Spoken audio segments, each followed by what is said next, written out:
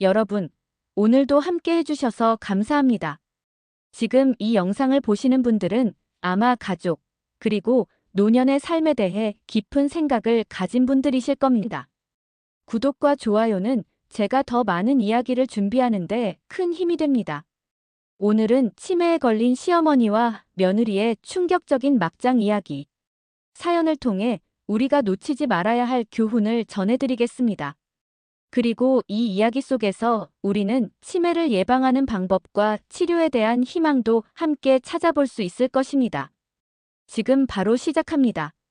건강도 보고.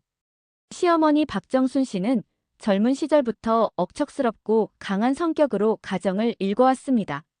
남편이 일찍 세상을 떠난 후 홀로 자식 셋을 키워낸 그녀는 늘 자신이 옳다고 믿으며 자식들을 강하게 이끌었습니다. 특히 첫째 아들 영수는 어머니의 기대와 부담을 가장 많이 짊어진 인물이었습니다. 그는 결혼 후 아내 윤희와 함께 도심의 작은 아파트에서 어머니를 모시고 살게 되었고, 이때부터 갈등의 씨앗은 자라기 시작했습니다. 처음에는 단순한 잔소리와 생활 습관 차이에서 비롯된 갈등이었습니다. 시어머니는 며느리의 음식 솜씨가 마음에 들지 않는다며 밥상마다 불평을 늘어놓았고, 며느리는 그런 말에 상처를 받으면서도 참아야만 했습니다. 하지만 시간이 흐르면서 시어머니에게 이상한 변화가 나타났습니다. 방금 했던 말을 몇 분 지나지 않아 반복하거나 약속을 잊어버리고 같은 질문을 여러 번 하는 모습이 잦아졌습니다. 처음에는 단순한 노화라고 생각했지만 점점 더 심해지자 며느리의 인내심은 한계에 다다르기 시작했습니다. 어느 날 시어머니는 며느리의 이름조차 기억하지 못했습니다. 너, 내 이름이 뭐였더라? 라며 혼란스러운 표정을 짓는 순간 윤희는 눈물이 왈칵 쏟아졌습니다.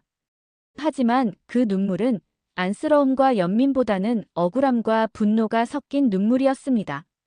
시어머니는 며느리에게 모진 말을 서슴지 않았고 그 상처들이 누적된 상태에서 기억마저 잃어버리자 며느리의 마음은 돌이킬 수 없을 정도로 굳어져 버린 것입니다. 갈등은 더 깊어졌습니다. 시어머니는 며느리를 자신의 집에 들어온 도둑으로 착각하거나 자꾸만 아들을 뺏어간 원수로 여겼습니다. 심지어 아들을 향해서도 이 여자를 내쫓아라라며 소리를 지르기도 했습니다. 아들은 양쪽 사이에서 갈팡질팡했지만 결국 어머니의 편을 드는 경우가 많았습니다. 며느리 윤희는 점점 더 외롭고 고립된 상황에 내몰렸습니다. 사건은 어느 날 저녁 폭발했습니다. 윤희가 퇴근 후 지친 몸으로 집에 들어서자 시어머니가 거실 한가운데 서서 며느리의 옷장을 엉망으로 뒤집어 놓고 있었습니다. 내 옷 훔쳐간 게 분명해. 내가 도둑이지. 라는 날 선 목소리가 울려 퍼졌습니다. 순간 며느리는 참아왔던 감정을 억누르지 못하고 소리를 질렀습니다. 어머니, 제발 그만 좀 하세요. 저는 도둑이 아닙니다. 하지만 그 외침은 곧이어 울부짖는 시어머니의 오해와 맞부딪혔고 집안은 걷잡을 수 없는 혼란에 빠졌습니다. 이 막장 같은 갈등 속에서 결국 며느리는 집을 나가겠다고 결심했습니다. 아들은 울며 붙잡았지만 그녀는 더 이상 견딜 수 없었습니다. 사람이 사람답게 대우받을 수 없는 집에서 살 수는 없어요. 그 한마디를 남기고 집을 떠나는 순간 그녀의 마음속에는 해방감과 동시에 씻을 수 없는 상처가 남았습니다. 시어머니는 며느리의 이름조차 잊었지만 며느리의 얼굴을 볼 때마다 알 수 없는 분노를 느꼈습니다. 그렇게 두 사람은 피 한 방울 섞이지 않은 사이임에도 불구하고 가장 깊은 원한을 품은 적처럼 살아가게 된 것입니다. 이 이야기는 단순한 가정사의 불행이 아닙니다. 우리 주변에서도 흔히 볼 수 있는 현실의 그림자입니다. 치매는 환자 개인만의 병이 아니라 가족 모두의 고통으로 번져갑니다. 그리고 이해와 인내가 부족하다면 그 고통은 증오와 갈등으로 변질될 수 있습니다. 그렇다면 우리는 어떻게 치매를 예방하고 이 불행한 상황을 막을 수 있을까요? 치매 예방에는 생활습관 관리가 무엇보다 중요합니다. 첫째, 규칙적인 운동은 뇌 건강에 직접적인 영향을 줍니다. 빠르게 걷기, 가벼운 근력 운동, 스트레칭 같은 활동은 뇌혈류를 개선해 기억력을 유지하는 데 도움을 줍니다. 둘째, 건강한 식습관도 필수적입니다. 채소와 과일, 생선과 견과류가 풍부한 지중해식 식단은 치매 위험을 낮추는 것으로 알려져 있습니다.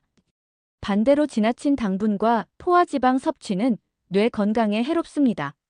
셋째, 뇌를 자극하는 활동을 꾸준히 하는 것이 중요합니다. 독서, 악기 연주, 퍼즐 맞추기, 새로운 언어, 배우기 등은 신경세포 간 연결을 강화해 인지 저하를 늦추는 데 도움이 됩니다. 또한 사회적 교류 역시 치매 예방에 핵심적인 역할을 합니다. 친구나 가족과의 대화, 지역 모임에 참여하는 것만으로도 뇌는 활발히 활동하게 됩니다. 외로움과 고립은 치매 발병 위험을 높이는 요인이므로 정서적 유대와 교류는 단순한 즐거움 이상의 효과를 가집니다. 무엇보다 꾸준한 건강검진을 통해 고혈압, 당뇨, 고지혈증 같은 만성 질환을 관리하는 것이 필요합니다. 이러한 질환들은 뇌혈관에 직접적인 영향을 미쳐 치매를 촉발할 수 있기 때문입니다. 이미 치매가 발병한 경우 우리는 어떤 치료 방법을 통해 삶의 질을 지킬 수 있을까요? 현재까지 치매를 완전히 치료하는 방법은 없지만 증상을 완화하고 진행을 늦출 수 있는 다양한 접근법이 있습니다. 약물 치료는 대표적인 방법으로 기억력 저하를 늦추고 환자의 혼란을 완화하는 데 도움을 줍니다. 대표적으로 아세틸콜린 분해 효소 억제제 같은 약물이 사용됩니다. 물론 부작용 가능성이 있으므로 반드시 전문의의 처방과 관리가 필요합니다. 비약물적 치료 또한 중요한 역할을 합니다. 음악 치료는 환자의 감정을 안정시키고 언어 치료나 작업 치료는 남아있는 인지 기능을 최대한 활용할 수 있도록 돕습니다. 또한 정기적인 일상 관리와 환경 조성이 필수적입니다. 환자가 길을 잃지 않도록 집안을 단순하고 안전하게 정리하는 것, 규칙적인 생활 패턴을 유지하는 것만으로도 환자의 혼란을 줄일 수 있습니다. 가족 교육과 상담 역시 빠질 수 없습니다. 치매 환자를 돌보는 가족의 스트레스는 상상을 초월하기 때문에 이를 공유하고 나누는 상담 프로그램은 가족 전체의 붕괴를 막는 데 꼭 필요합니다. 과학은 계속해서 새로운 치료법을 연구하고 있습니다. 최근에는 뇌 속 아밀로이드 단백질을 줄이는 항체 치료제 연구가 활발히 진행되고 있으며 일부는 실제로 임상 현장에서 사용되기 시작했습니다. 또한 뇌자극 치료, 디지털 인지 훈련 프로그램 등 새로운 시도들이 이어지고 있습니다. 완치는 아직 멀었지만 희망의 불빛은 점점 더 밝아지고 있습니다. 이제 이야기를 마무리해야 할 시간입니다. 치매에 걸린 시어머니와 며느리의 사연은 그 자체로 비극이지만 그 속에서 우리는 반드시 배워야 합니다. 치매는 환자만의 고통이 아니라 가족 모두의 삶을 흔드는 무거운 파도입니다. 하지만 예방과 조기 발견, 적절한 치료와 가족의 연대가 있다면 그 파도를 조금은 가볍게 건널 수 있습니다. 누군가의 아픔을 단순히 막장 이야기로만 소비하지 않고 그 속에서 교훈을 얻을 수 있다면 우리의 삶은 더 건강하고 단단해질 것입니다. 오늘의 이야기를 끝까지 함께 해주셔서 감사합니다. 우리의 일상에 스며든 건강 이야기를 계속 전해드릴 수 있도록 채널 구독을 부탁드립니다. 다시 한번 건강 또 보고와 함께 해주신 모든 분들께 진심으로 감사드립니다.